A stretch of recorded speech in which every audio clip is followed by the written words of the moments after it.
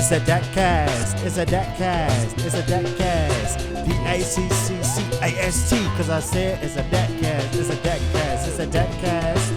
DACcast. DACCCAST. DACCCAST. You're listening to DACcast, produced by students of Danville Area Community College. Hey, welcome back to DACcast. I'm Erin Anderson. And I'm Landon Frazier. Our mission with DACcast is to create a platform that was made for students and created by students. We want you to become a little more familiar with the faces you see every day here at DAC. With that being said, we are so excited to bring you today's episode. We are here today with Chuck Jones. If you wouldn't mind introducing yourself and telling us a little bit more about what you do here. Okay, well, I think you've already introduced myself, but my name is Chuck Jones, as Landon said, and I am the Special Grants Coordinator for Vermilion County Works.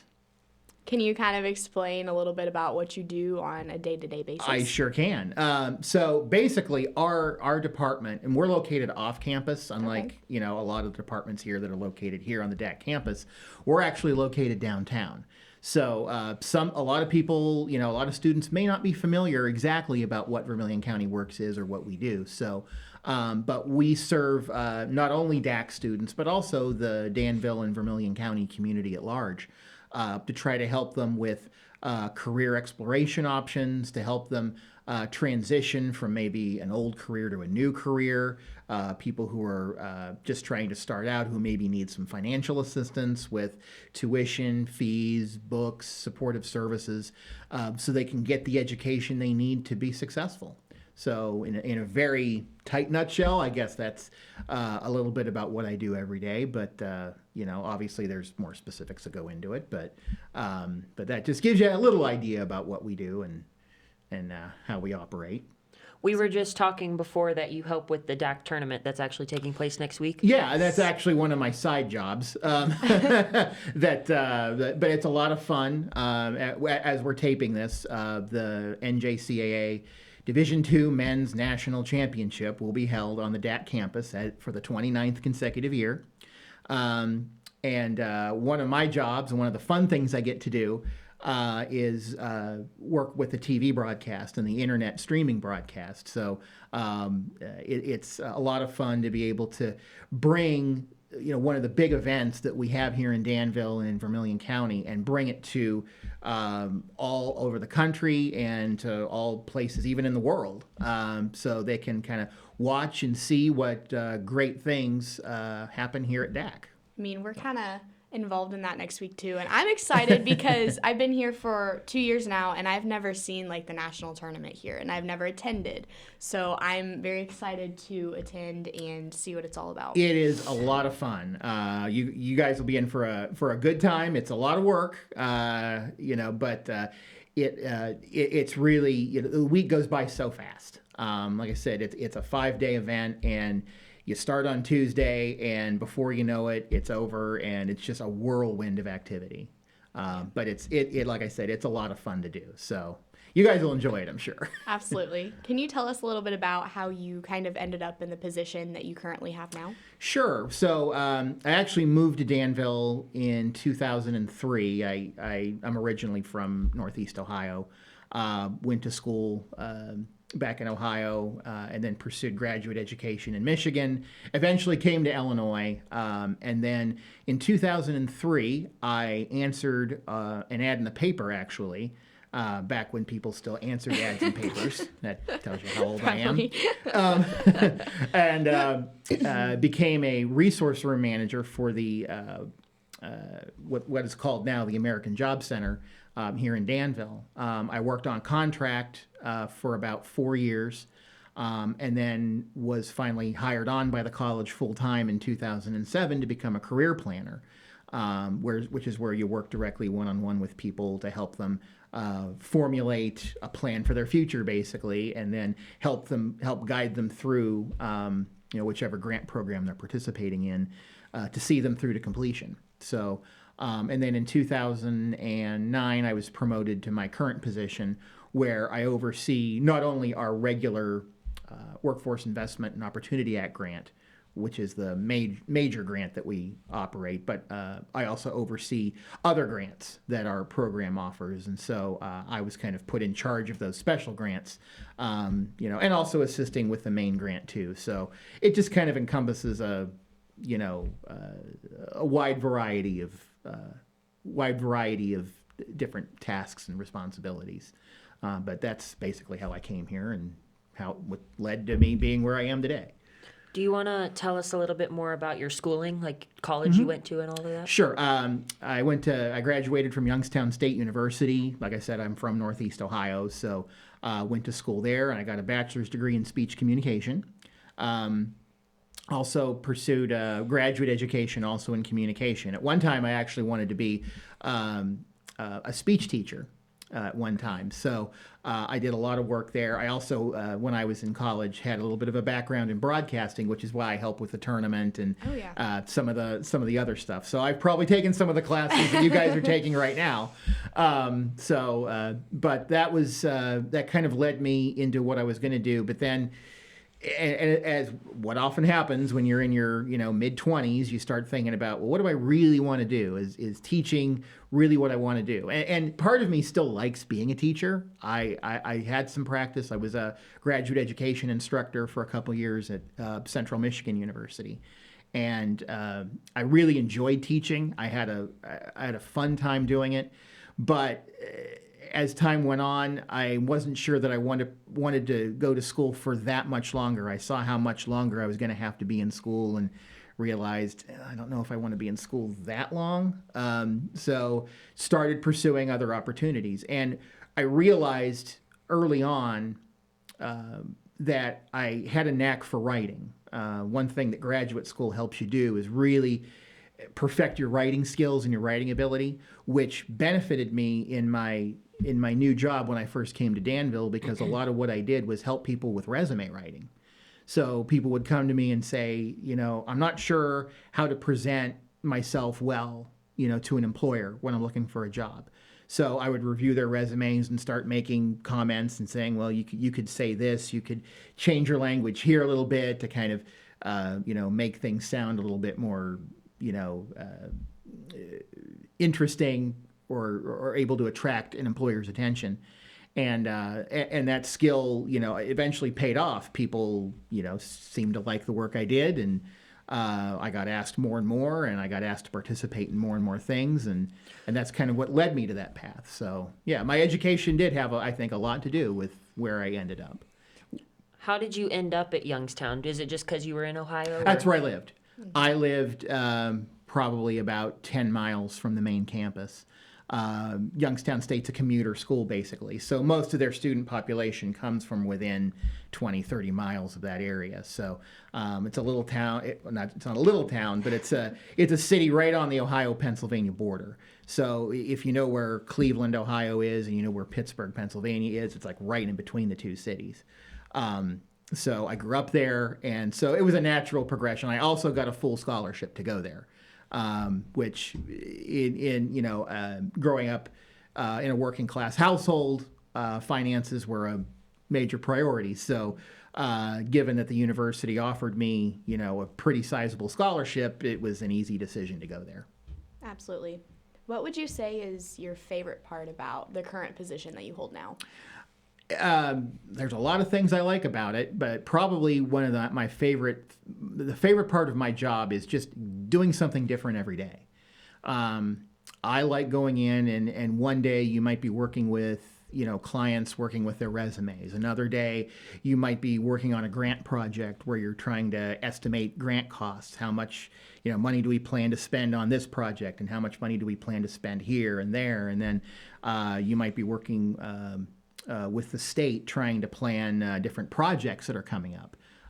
We administer several different grants in our office, and one of the things I enjoy is one of the projects I'm heading up is our apprenticeship grants, where we're trying to help get people into more apprenticeship, formal trade apprenticeships and things like that, and trying to spur growth in those areas. So we're working with the college to try to develop some more apprenticeship programs in the tech areas, and help those grow. So it's doing something, coming in and being able to do something different all the time. I think is what I really enjoy most about this job. Did you have any other positions before you ended up here at DAC?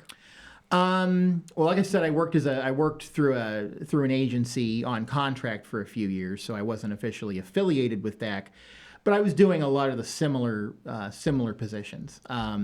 Basically they called us a resource room assistant. So, you work directly with clients, help them with resumes. You might help them with filling out applications online. A lot of folks who came in, especially back then, were really not very familiar with computers or with technology. They weren't comfortable with it. More and more employers were requiring them to apply online. So a big part of what I did was help them navigate online applications. And even now, still there are people who find it very difficult to navigate their way through electronic applications. So that was a big part of what I did before. I mentioned before too, I did, when I was a graduate assistant, I taught speech.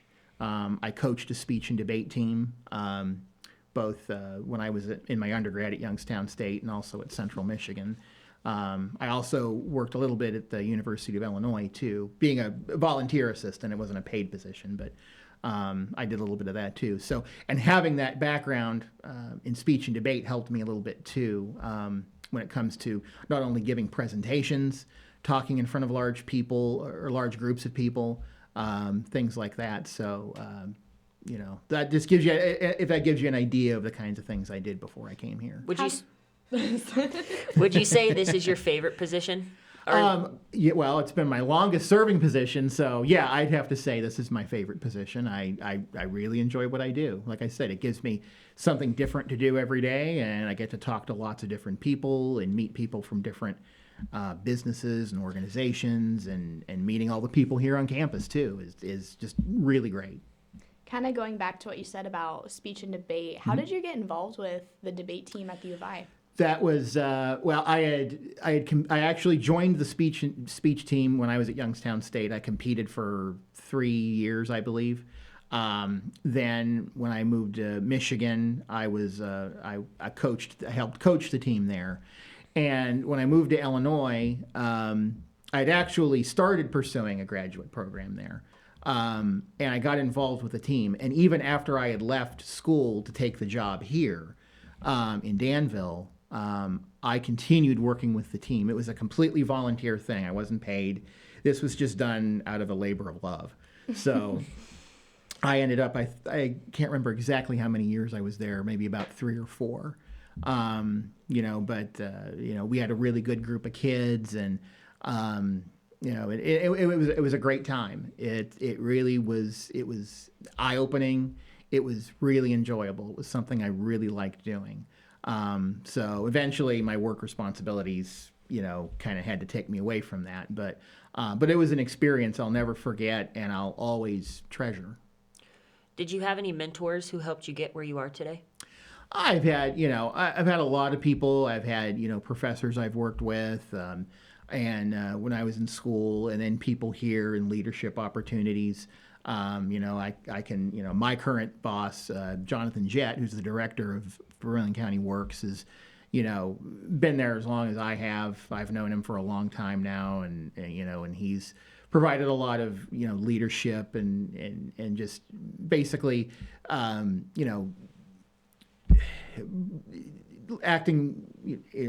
leading by experience, I guess is the way I would say it. Brian Hensgen, who was our director before, who's now the assistant vice president for student activities and student success.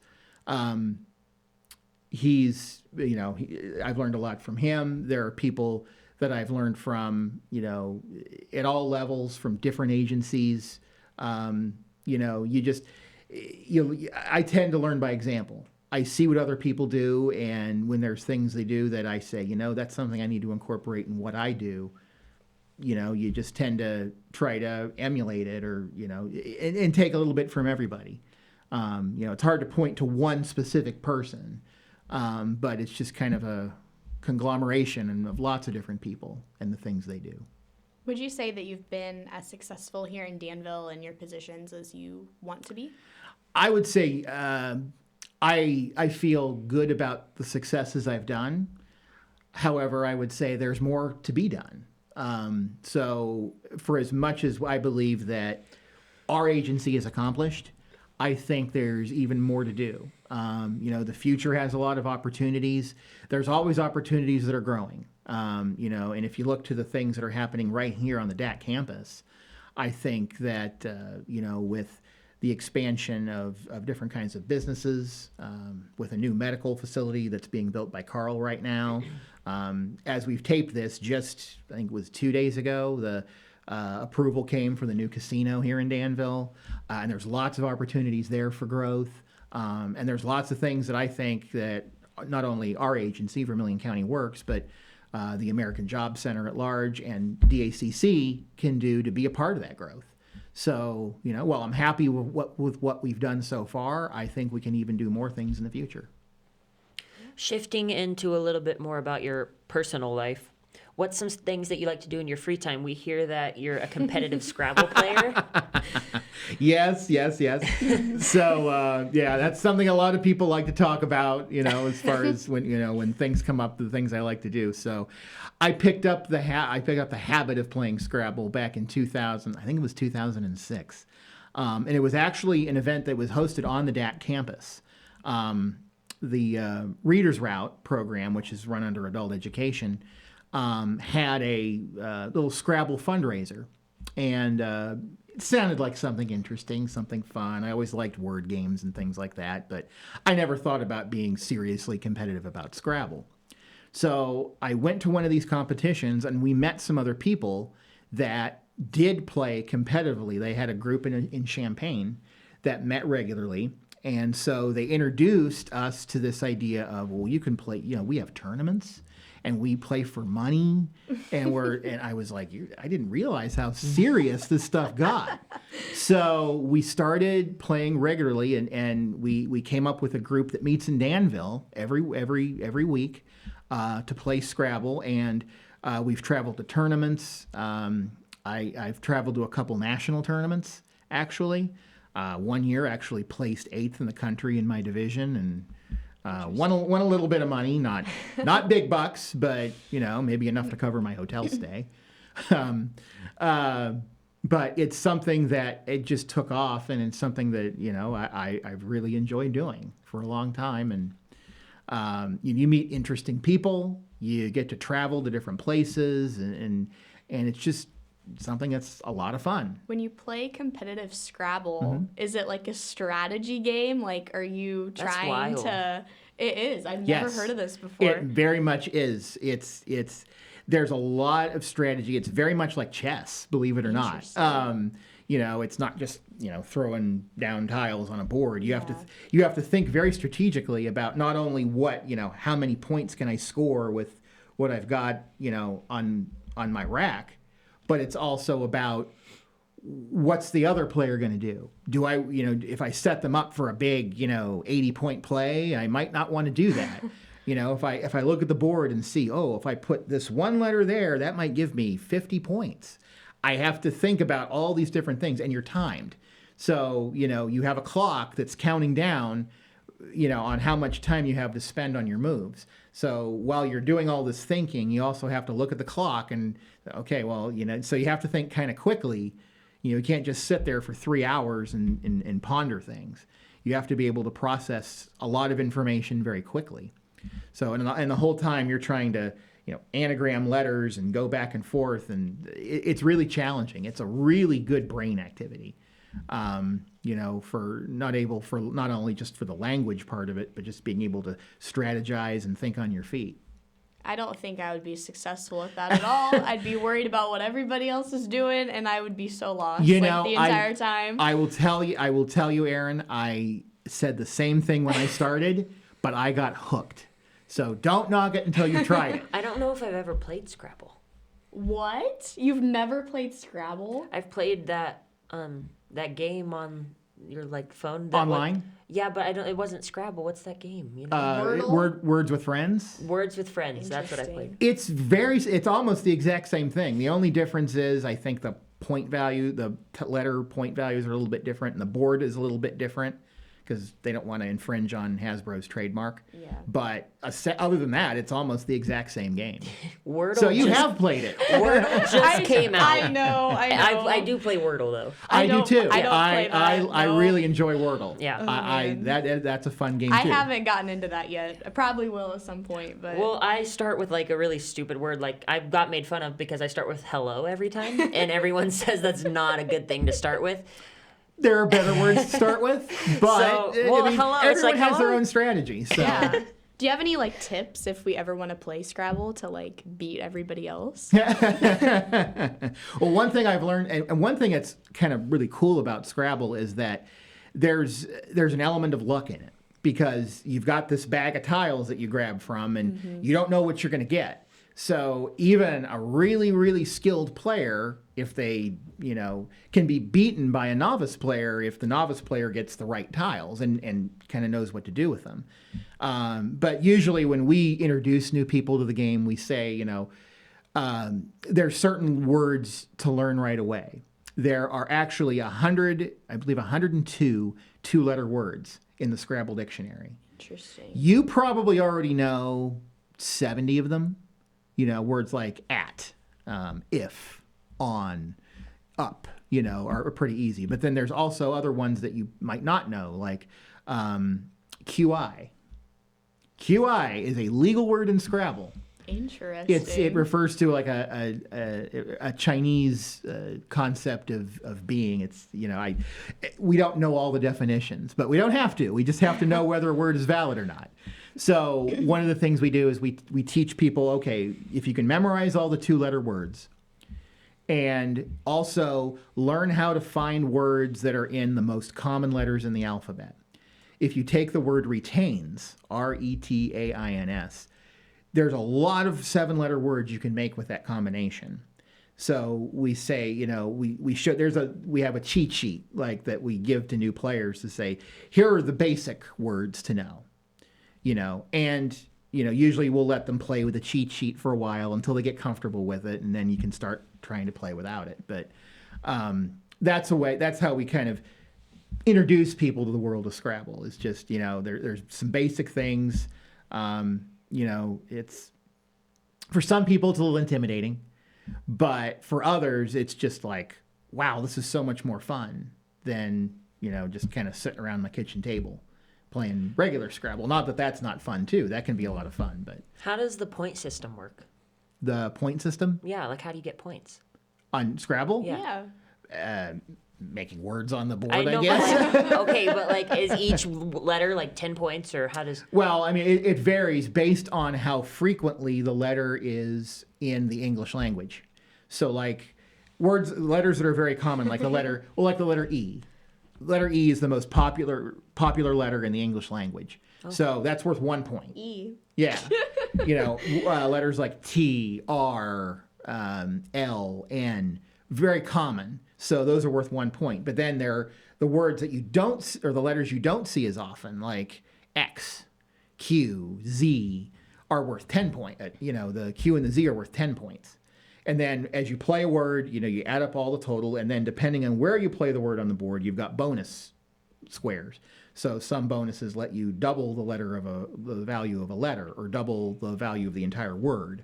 And then you try to make parallel words where you make, because every play you make has to intersect with another word. So you might try to parallel a word where you make maybe not just one additional word, but maybe you make 3 or 4 words, and then you get to score all the points for those words. That's how you score points in Scrabble. And then if you play all your tiles, you get 50 points extra. So, that's kind of like what we all aim for is, get that big, nice 50-point bonus that we all like. Is there like a first, second, third place, or is it just like you just a winner? Well, when we have tournaments, basically there might be, you're assigned to groups based on your relative strength. So, a brand new player isn't going to be forced to play against a reigning national champion or anything. You're put into groups where you're approximately around the same level as your opponents. So you don't have to freak out about having to play someone who's, ridiculously good and has been for years. But you play usually a set number of games against that group of people. So you might play 8, 9 games in a day. And then based on your record, your win and loss record, that determines where you place. And so if if you're first in that group of 8 or 10 or 12 or however many people, then you're the winner and you get prize money. And sometimes second place gets money, sometimes third place gets money. It just depends on how many people are playing. But the money really isn't why we do it. We do it for the fun of it. This has become an episode of a step-to-step tutorial of how to play competitive Scrabble. It's amazing how we just go down the rabbit I hole know. sometimes with these topics. Sometimes. What are some long and short-term goals you have for your field here at DAC? Well, short term, there's a lot of projects that we're working on that we want to see through to their completion. We have several, like we have an apprenticeship grant program that we're operating right now that's probably going to last at least a couple more years, and we hope that the state and federal governments will keep extending those programs and keep them going. So we want to build on the relationships that we've built already and establish new relationships with different companies, different labor organizations, things like that. So, and also continue operating in our workforce investment and opportunity grants. So those are all some short-term goals. Long-term goals, we just want to continue to serve the community, serve the city people in Danville, Vermilion County, and also to serve the students at DAC. We want to make sure one of our biggest obstacles is just letting people know we're here. It always amazes me every time we go to a meeting or an event where we present information about our services, how many people come up to us and say, gosh, I never knew you existed.